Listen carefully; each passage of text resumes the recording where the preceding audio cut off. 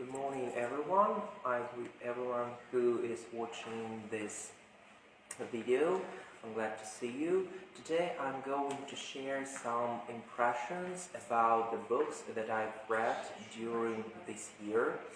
Everyone knows that the new year is coming, and usually at this time we make some conclusions, yes, about various things, what we achieved, what we are planning to achieve, yes, so we set different goals, and especially it concerns the information that we got, the experience that we obtained during the year, and of course we make conclusions about the books that we read.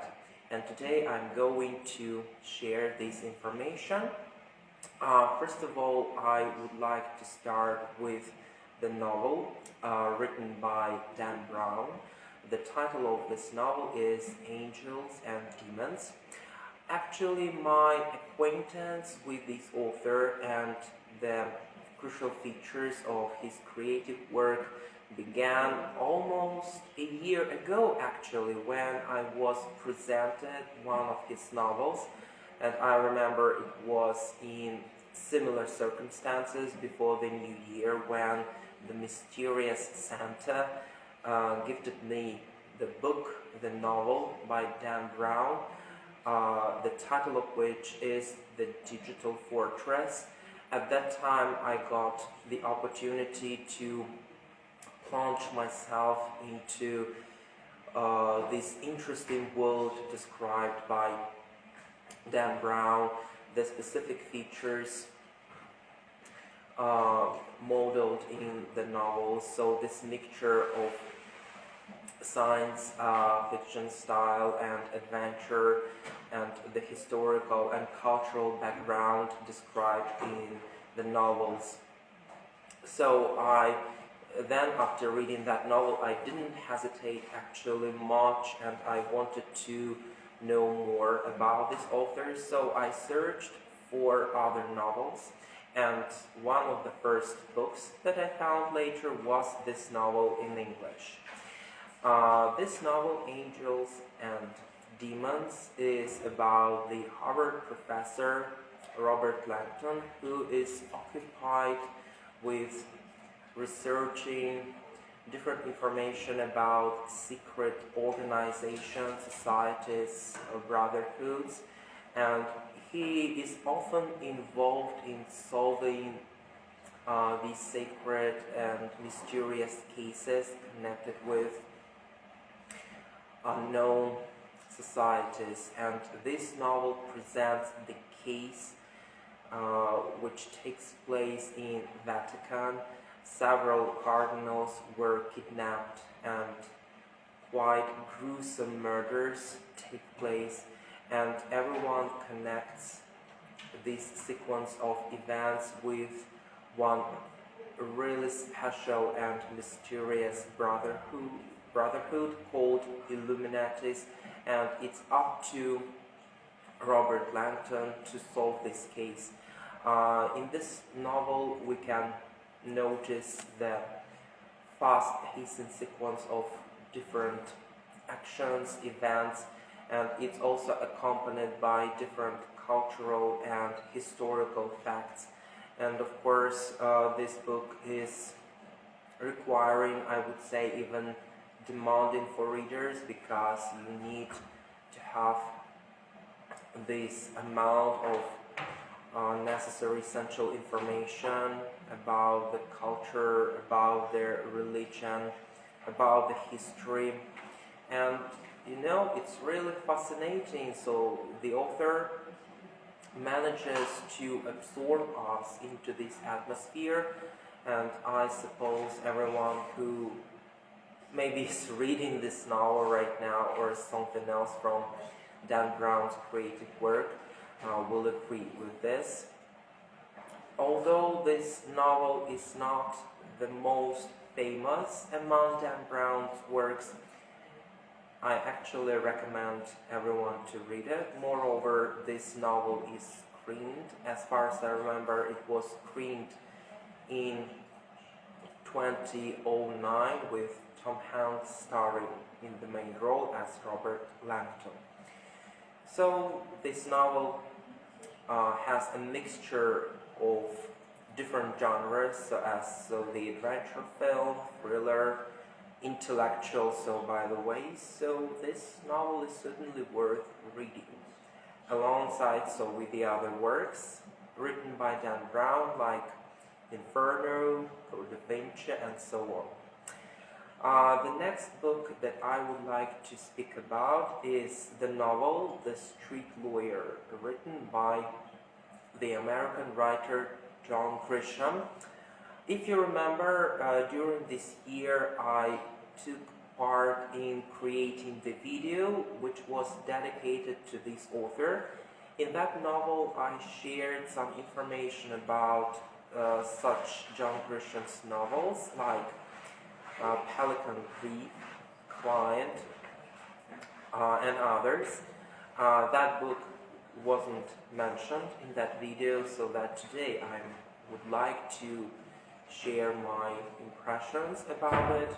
So this novel tells us a story about Michael Brock, who is quite prosperous, so he is quite a distinguished, prominent lawyer who works for a prosperous company, so actually he rolls in money and doesn't think too much about other aspects of his life and some other principles, valuable things, until he and some of his colleagues were taken hostage by one beggar, and that particular accident, which nearly cost them lives, and Michael Brock in particular, made him start and reflect about his life, about some really crucial features in a person's life, and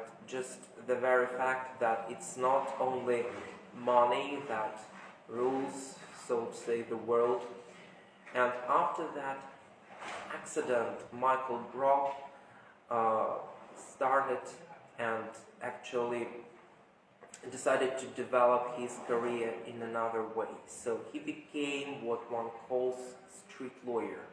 It means that this kind of lawyer actually helps people who are quite defenseless, yes, so they have to survive in this world, so they have to scrape through the means for living just to survive in this world. So such kinds of lawyer actually care about people who can't stand up for themselves, and it's needless to say that they don't have any material support, so they cannot pay such lawyers. So Michael Brock ventures into this, yes, and we know their reasons, but the past here is not the thing that he can just brush off. During working with such people, Michael Brock understands that the company where he worked was responsible for some bad things that happened to these unhappy, yes, so these people who got into difficult situations. He understands that the company was playing some dirty tricks with these people, and now it's up to him, Michael Brock, to defend these wretched people's lives and try and get them what they really need, actually, to make that former company pay for their crimes. Yes, so we can say so, because they abused their rights, so they abused their power, and it dawned on Michael Brock that the company that he worked for was really deceitful.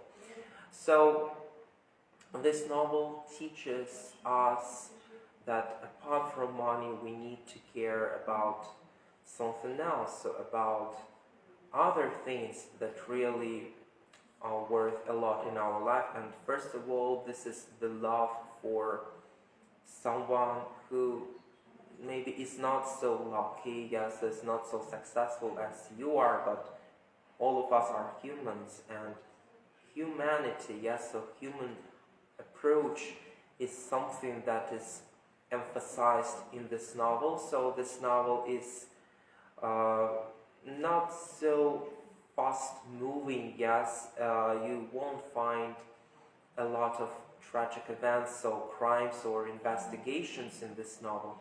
This novel, in comparison with other John Grisham's works, is more focused on social issues, moral issues, and actually the intrinsic feature of the lawyer's works, like you have to help anyone, yes, and it doesn't depend on the status of this person.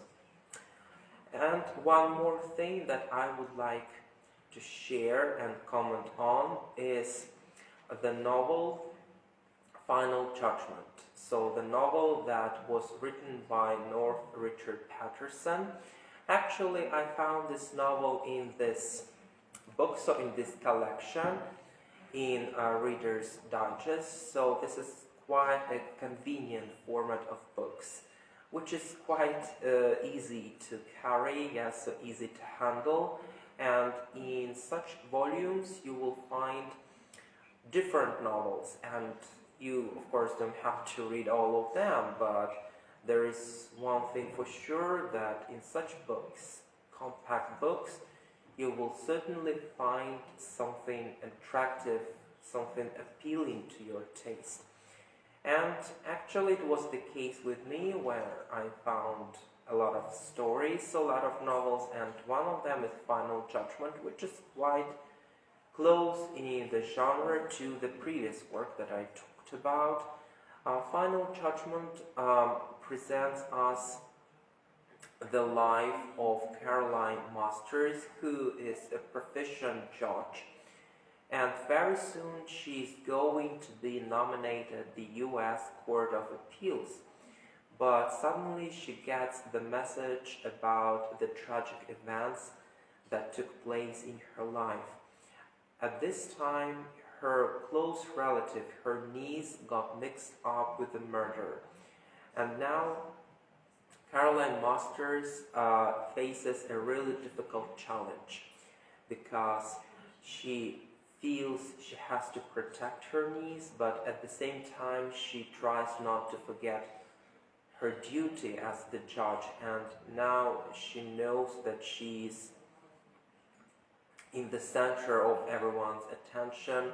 All her actions, all her words, everything that she's going to say or to do is really highlighted, and every step that she takes should be taken quite cautiously.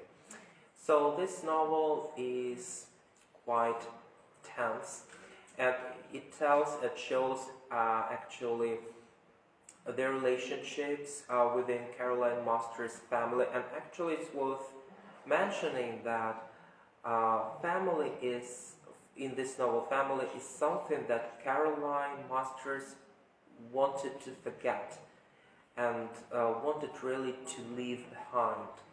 But as we say, past is not something that you can easily forget. Here the family is the point that Caroline will have to face again, will have to go back to as the starting point. And maybe it's not so bad, because she, in this case, gets a chance to make up with her family, with particular people that she tried to forget, maybe that the people whom she couldn't forgive. But again, forgiven is something that the life often teaches us, yes, so it's one of the virtues. People have to forgive, yes, others, to move on and not keep all these bitter feelings, yes, of spite deeply in their souls.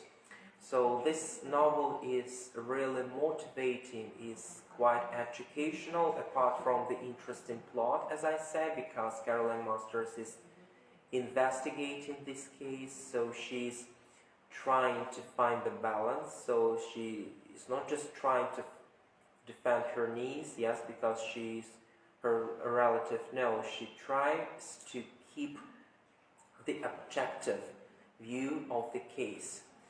So she's struggling to stay fair and objective, and actually she manages to achieve it in the end, and actually she succeeds in building these family bridges again. So it ends quite happily, and it leaves for us only to be cheerful for the main character and actually congratulate her on achieving all the purposes that she actually set for herself. Подводя итог, хочется сказать, что в этом году мне удалось прочитать несколько интересных книг, несколько серий замечательных авторов, о которых я поделился в сегодняшнем видео. Спасибо всем большое за внимание. Желаю в наступающем году всем здоровья, успехов и удачи. И, конечно, много интересных произведений, из которых вы сможете подчеркнуть много информации, много полезных знаний, вдохновения, которое поможет вам реализовать все цели в наступающем году, в наступающем Новом году.